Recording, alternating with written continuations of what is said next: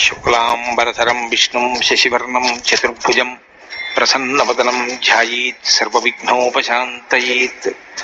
గురుర్బ్రహ్మా గురుర్విష్ణుః గురుర్దేవో మహేశ్వరః గురుః సాక్షాత్ పరబ్రహ్మ తస్మై శ్రీ గురవై నమః. వ్యాసాయ విష్ణురూపాయ వ్యాసరూపాయ విష్ణవే నమో వై బ్రహ్మనిధయే వాసిష్ఠాయ నమో నమః. కూజంతం రామ రామీతి మధురం మధురాక్షరం ఆరుహ్య కవితాశాఖాం వందే వాల్మీకికోకిలం. శృతిస్మృతిపురాణానాం ఆలయం కరుణాలయం నమామి భగవత్పాదశంకరం లోకశంకరం. సదాశివసమారంభాం శంకరాచార్యమధ్యమాం అస్మదాచార్యపర్యంతాం వందే గురుపరంపరాం. వాగర్థావివ సంపృక్తౌ వాగర్థప్రతిపత్తయే జగతః పితరౌ వందే పార్వతీపరమేశ్వరౌ. సూక్తిం సమగ్రయతున స్వయమేవ లక్ష్మీః శ్రీరంగరాజమహిషీ మధురైః కటాక్షైః. వైదగ్ధ్యవర్ణకునకుంభనగౌరవైర్యాం కండూలకర్ణకుహరాः కవయోధయంతి. హైమోర్ధ్వపుండ్రమజహన్మకుటం సునాసం మందస్మితం మకరకుండలచారుగండం బింబాధరం బహుళదీర్ఘకృపాకటాక్షం శ్రీవేంకటేశముఖమాత్మని సన్నిధత్తాం. మనోజవం మరుతతుల్యవేగం జితేంద్రియం బుద్ధిమతాం వరిష్టం వాతాత్మజం వనరయూథముఖ్యం శ్రీరామదూతం శిరసా నమామి. జయత్యతి బలో రామో లక్ష్మణశ్చ మహాబలః రాజారీతి సుగ్రీవో రాఘవేణాభిపాలితః. దాసోహం కోసలేంద్రస్య రామస్యాక్లిష్టకర్మణః హనుమాన్ శత్రుసైన్యానాం నిహంతా మారుతాత్మజః. నరావణసహస్రం మే యుద్ధే ప్రతిఫలం భవేత్ శిలాభిస్తు ప్రహరతః పాదపైశ్చ సహస్రశః. అర్దయిత్వా పురీం లంకాం అభివజ్య చ మైథిలీం సమృద్ధార్థో గమిష్యామి విశతాం సర్వరక్షసాం. ధర్మాత్మా సత్యసంధశ్చ రామో దశరథిర్యది పౌరుషే చ ప్రతిద్వంద్వశరైరం జహిరావిణిం.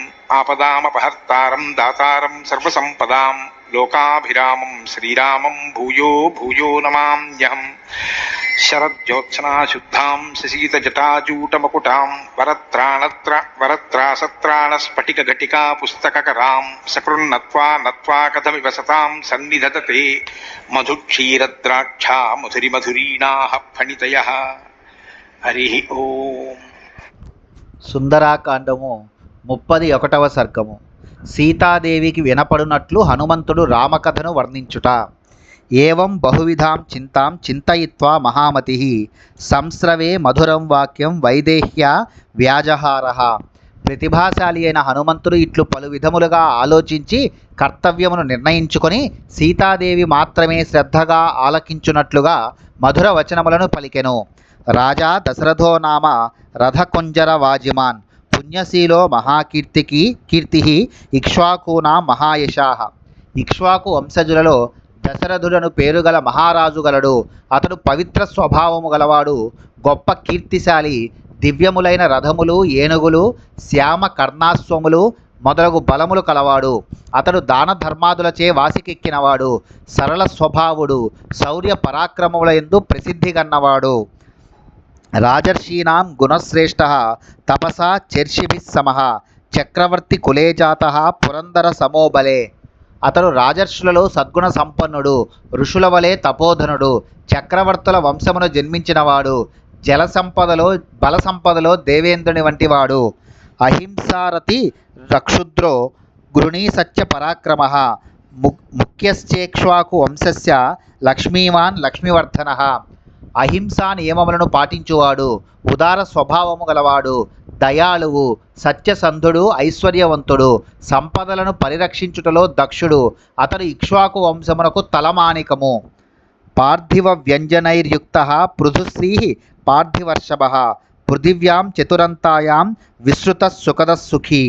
అతడు మహారాజ లక్షణ శోభితుడు, శుభలక్షణ సంపన్నుడు, రాజశిరోమణి, నేల 4 చెరగులా ఖ్యాతికెక్కినవాడు.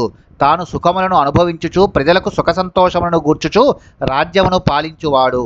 తస్య పుత్రః ప్రియో జ్యేష్ఠః తారాధిప నిభాననః.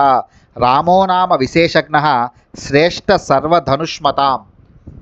ఆ దశరథునకు ప్రియమైనవాడు, ఆయన పుత్రులలో జ్యేష్ఠుడు శ్రీరాముడు. అతడు చంద్రుని వలె ప్రసన్నమైన ముఖము గలవాడు, జ్ఞానస్వరూపుడు, ధనుర్ధారులలో అగ్రేసరుడు. రక్షిత స్వస్య ధర్మస్య స్వజనస్య చ రక్షిత. రక్షిత జీవలోకస్య ధర్మస్య చ పరంతపః. అతడు స్వధర్మమును పాటించువాడు, ఆశ్రితులకు కల్పవృక్షము, సకల ప్రాణులకును సమస్త ధర్మములకును సంరక్షకుడు, అంతేకాదు అరివీర భయంకరుడు. తస్య సత్యాభిసందస్య వృద్ధస్య వచనాత్ పితుః స భార్య సహచ భ్రాత్ర వీరః ప్రవ్రాజితో వనం. సత్యసంధుడు వృద్ధుడు అయిన తండ్రి ఆజ్ఞను అనుసరించి వీరుడైన శ్రీరాముడు తన భార్య అయిన సీతాదేవితో సోదరుడైన లక్ష్మణుడితో వనవాసమునకు వెళ్ళెను. తేన తత్ర మహారణ్యే మృగయాం పరిధావత రాక్షసా నిహతాసూర బహవః కామరూపిణః. ఆ మహారణ్యమునందు దుష్ట శిక్షణకై వెళ్ళినప్పుడు శ్రీరాముడు కామరూపులైన పెక్కుమంది రాక్షస యోధులను అవలీలగా హతమార్చెను. జనస్థాన వధం శ్రుత్వా హతౌ చ కరదూషణౌ తతస్త్వమర్ష్యాపహృత జానకీ రావణేనతు వంచయిత్వా వనే రామం మృగరూపేణ మాయయా. శ్రీరాముని చేతిలో దండకారణ్యమున దోషణులను ఇతర రాక్షస యోధులను హతులైరి. ఆ వార్తలను వినిన రావణుడు క్రుద్ధుడై మాయలేడి రూపమును ధరించిన మారీచుని సహాయముతో వనమున శ్రీరాముని మోసగించి జానకీదేవిని అపహరించెను. సా మార్గమానస్తాం దేవీం రామ సీతామనిందితాం ఆససాద వనే మిత్రం సుగ్రీవం నామ వానరం. రాముడు సాధ్వి అయిన సీతాదేవిని వెతకుచూ వనమునందు సుగ్రీవుడు అను పేరుగల వానరుని మిత్రునిగా పొందెను.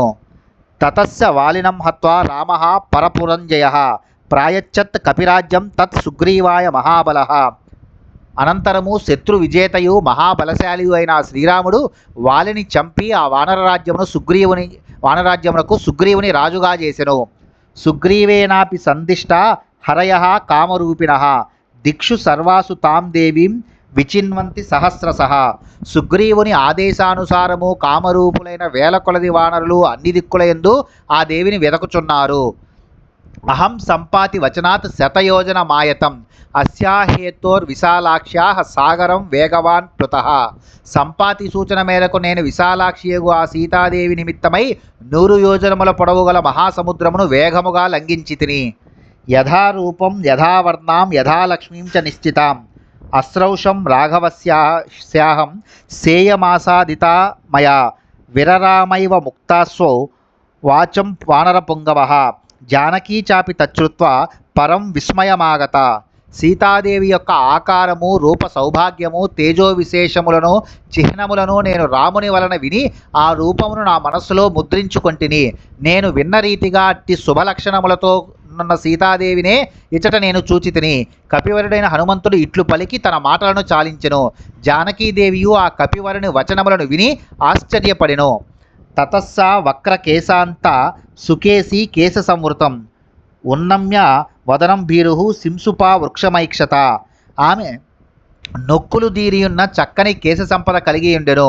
పిమ్మట భయస్వభావురాలైన ఆ సీతాదేవి కేశములచే కప్పబడి ఉన్న తన ముఖమును పైకెత్తి సింసుపా వృక్షమును చూచెను. నిశమ్య సీతావచనం కపేశ్చ దిశశ్చ సర్వాః ప్రదిశశ్చ వీక్ష్య స్వయం ప్రహర్షం పరమం జగామ సర్వాత్మన రామమనుస్మరంతి. సీతాదేవి కపీశ్వరుని పలుకులను విని అన్ని దిక్కులను పరికించి చూచెను. త్రికరణ శుద్ధిగా శ్రీరాముని స్మరించుచు ఆమె పరమానంద భరితురాలయ్యను. సా తిర్యగూర్ధ్వం చ తథాప్యధస్తాత్ నిరీక్షమానా తమచింత్య బుద్ధిం దదర్శ పింగాధిపతేరమాత్యం వాతాత్మజం సూర్యమివోదయస్తం. ఆమె నలుప్రక్కలను పైభాగములను అట్లే క్రిందను పరిశీలించి చూచెను. అప్పుడు ఆమె మహాబుద్ధిశాలియు సుగ్రీవుని సచివుడును ఉదయాద్రిపై బాలభానుని వలె శోభిల్లుచున్నవాడును అగు మారుతిని గాంచెను. ఇత్యార్షే శ్రీమద్ రామాయణే వాల్మీకియే ఆదికావ్యే సుందరకాండే 31 సర్గః. వాల్మీకి మహర్షి విరచితమై ఆదికావ్యమైన శ్రీమద్ రామాయణమునందు సుందరకాండమునందు ఇది 31వ సర్గము.